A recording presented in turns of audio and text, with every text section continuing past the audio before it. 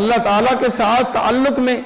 بندہ اس مقام تک جا پہنچتا ہے، یہ بھی سمجھنے کی بات ہے، اور اسے اپنے رب پر اتنا اعتماد اور بھروسہ ہوتا ہے کہ وہ اللہ کے دین کے لیے اتنی خدمات سر انجام دیتا ہے کہ اب اگر وہ اللہ تعالیٰ سے مانگے اور کوئی شاید طلب کرے تو ایسے محسوس ہوتا ہے کہ شاید یہ تہمت نہ بن جائے، کہیں اس کے لالچ میں نہ آ جائے۔ تو لہٰذا بہت سے متقی لوگ ایسے ہیں اللہ تبارک و تعالیٰ سے بھی اپنی مراد نہیں مانگتے، بلکہ کہتے ہیں میرا مالک مجھے دیکھ رہا ہے، بس میں اس کو یاد کرتا رہوں اور اس کا ذکر کرتا رہوں اور اس کی اطاعت کے کاموں میں مشغول ہوں اور صبر کے ساتھ شکر گزار بندوں میں داخل ہو جاؤں۔ یعنی وہ لوگ جو ہے ریاضت و عبادت میں اس مقام پر پہنچ جاتے ہیں، اللہ پر ان کا بھروسہ اور توکل اتنا مضبوط ہو چکا ہوتا ہے کہ وہ سوائے اللہ کے کوئی چیز طلب کرتے ہی نہیں ہے، اور ان کی ذہنیوں میں وہ مقام آتا ہے کہ جب اللہ کی ذات پر بھروسہ اور یقین کے اس درجے پر پہنچتے ہیں اور پھر انہیں مانگنا نہیں پڑتا، اللہ تعالیٰ بن مانگے ہی انہیں سب کچھ عطا کر دیتا ہے۔